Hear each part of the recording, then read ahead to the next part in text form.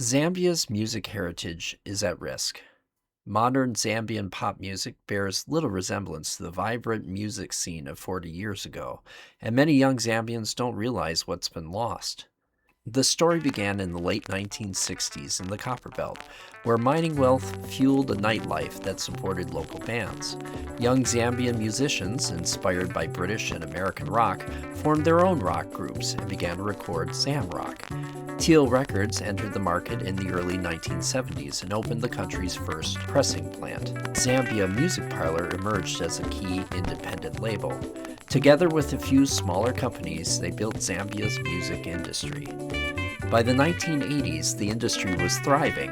Zamrock faded around 1980, but Kalandula and Rumba flourished.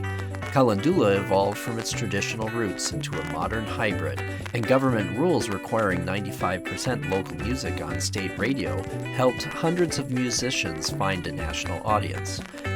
By the mid-1980s, the foundation began to crumble. Economic recession shrank disposable income, and records, already an unattainable luxury for most Zambians, became harder to sell.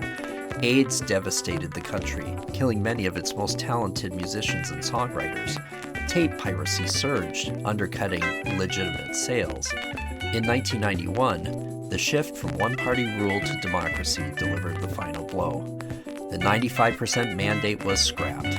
Teal, the last functioning record company, collapsed soon after. The pressing plant was closed, and its masters were discarded. The industry effectively died. Western and African imports flooded the market, and the youth of the 90s embraced hip-hop rather than Kalandula. When an industry revival began in the early 2000s, it was hip-hop, not traditional Zambian styles, that defined the new scene. Radio stations dumped their old record libraries, and an entire generation of music vanished almost overnight. Even if you want to hear the music from that era now, much of it is impossible to find. Many artists are long dead, copyrights are murky, and there's little local interest in preservation. Enter guys like me, collecting old records, documenting them on Discogs, and uploading them to YouTube. Why do we do it? Well, because Zambia's music heritage is too cool to lose.